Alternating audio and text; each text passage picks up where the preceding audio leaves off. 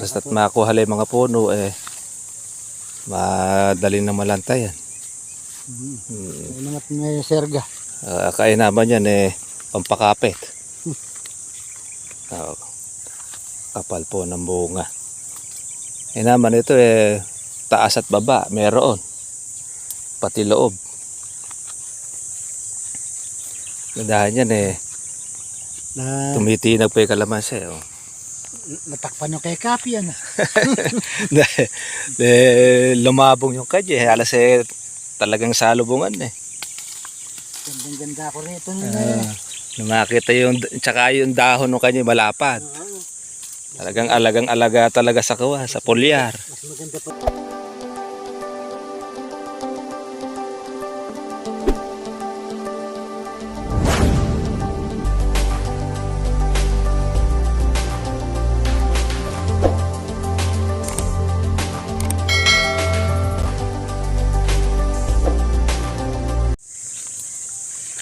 Anong kung ba yan?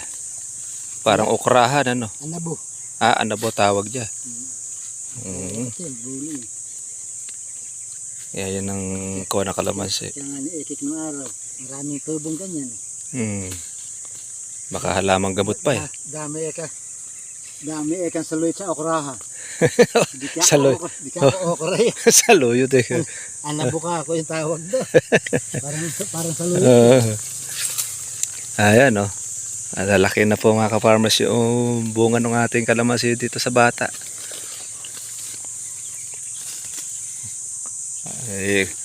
Lumalaylay na yung bunga. Yung mga sanga.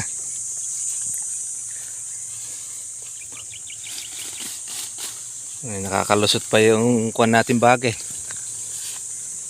Sa pagbabantay sa kuwan ni Bernabe, yan ang una niya tutukan. Pagtanggal ng bagay. Ang daming bunga niya mga ka-farmers.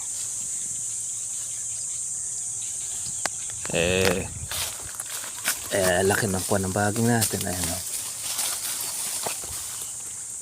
Basta't makuha lang yung mga puno madali na malantayan. Ano naman may serga. Kain naman yan pampakapit. Kapal po ng bunga. Naman ito taas at baba meron. Pati loob. Gandahan yan tumitinag pa yung kalamansi.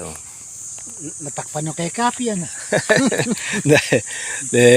Lumabong yung kanya. Alas talagang salubungan Gandang-ganda ko rito Nakita tsaka yung dahon ng kanya malapad.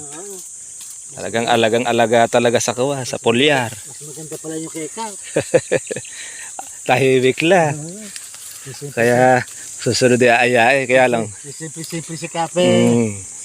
Mas maganda pala yung kanya. Kaya lang yung kanya. Hindi lang sabay-sabay. Ito sa atin sabay-sabay kasi ito. Kaya marami ang kuwan niya bunga. Ayan. Sa susunod. Yan, nahahataw na ito uli. Bilang po, 2 years to mga katribya. Pero, ang ganda na po noong ibinigay niya na bunga. Ganyan ng kalamansi dito sa area nito. Mataba. Di kagaya ng yung lupa natin sa taas. Bago abutin ng ganito na yan, halos nasa 3 taon na. Yung kalamansi. Kahit yung medyo malaki na yung itatanim. Sa atin doon sa lugar natin yung laki na yun, 4 taon na yun. Ayun, halos 4 taon na nun niya. Yung laki na yun. Pinan mo, nangingitim sa bunga. Gano'ng katindi. Kaya yung mamimitas yan halos hindi na makakaalis sa isang puno. Pag yan sabay-sabay. Kaya obligado nang gumawa ng kawa. Tinura. Si Bernabe. Nakakaligtaan pa nila itong yung mga hinog na pitasin. Nakakalusot pa. Lalaki ng bunga. Lakas ng pagkalaki. No.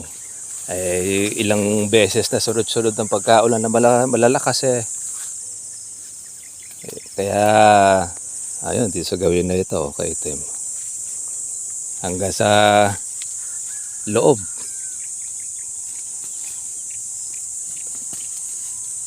Kaya pagka natanggal na lahat ng mga baging na yan, lalo mas maganda yan. Dito na yan. Lilito na lahat ng bunga. Yeah, kalutang na mga bunga. Oo, ayan o.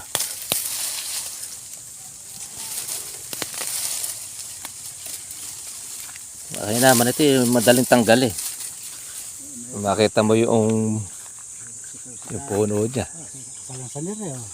Oo, ayan o. Hindi ka matutuwa dyan o. Nako eh, magtatali ito sa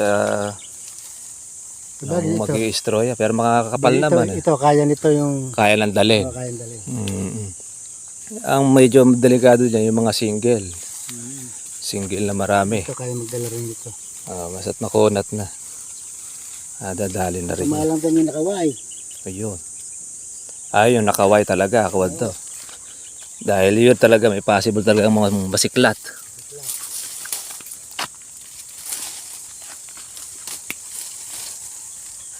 Hanapin natin ng sanga. Ayan. Nakalundo. Lundo na ang kanyang... Kailangan dyan madalang kalawit.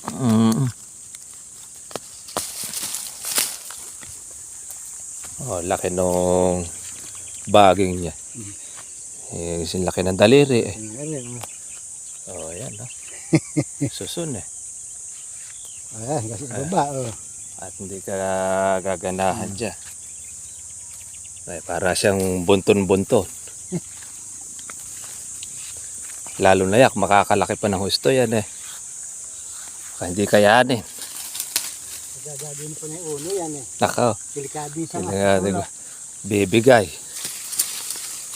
Bibigay yan sanga ng kalamansi. Di ka naman nainip dito eh.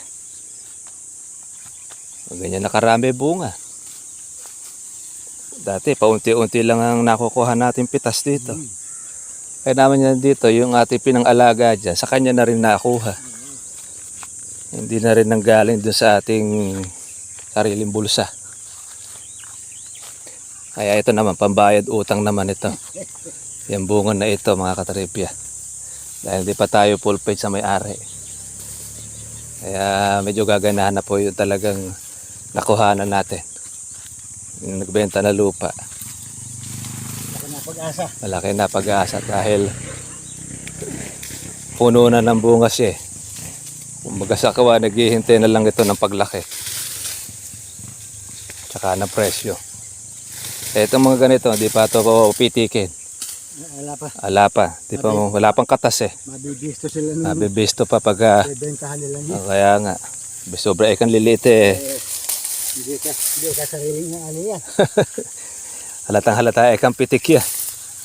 Napakaliliit eh kaya pinatula. Ito natin. Kaya nga.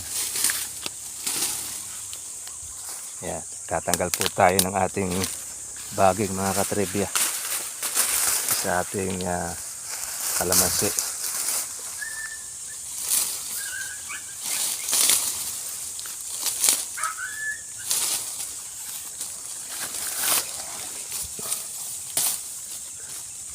Hanggang sa ilalim eh.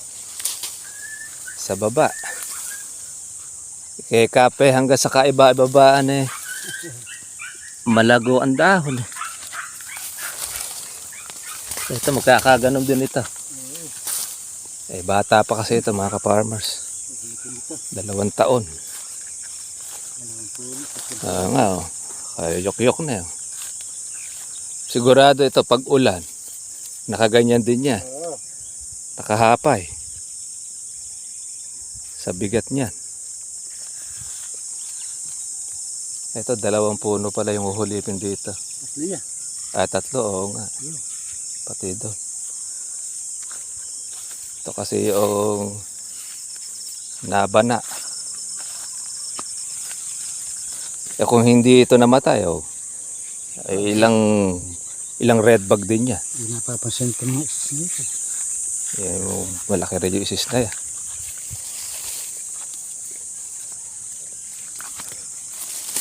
Yan.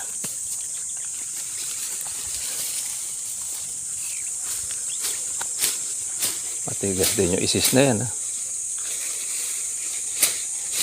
Kasi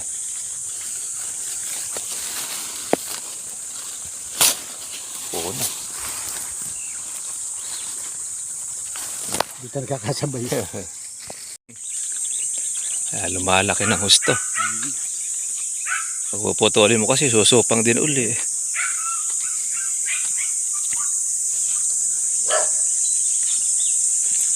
Oh. Kahit dyan na po kung siya kaitim. Magiging itim na siya sa bunga. Dahil pa siyang bulaklak. Ang bungaso. Ayan, malakas yung gumubat siya.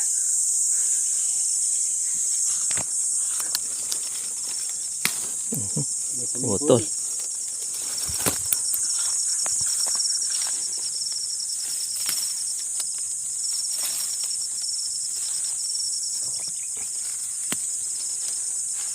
Hindi ko lang nasa ito. Yan, palamanta rin.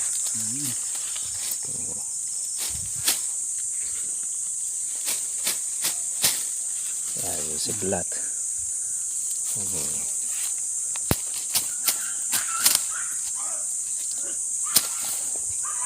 Kaya pagka ganito, pwede natin siklatin mga katripya. Dahil maliliit pa.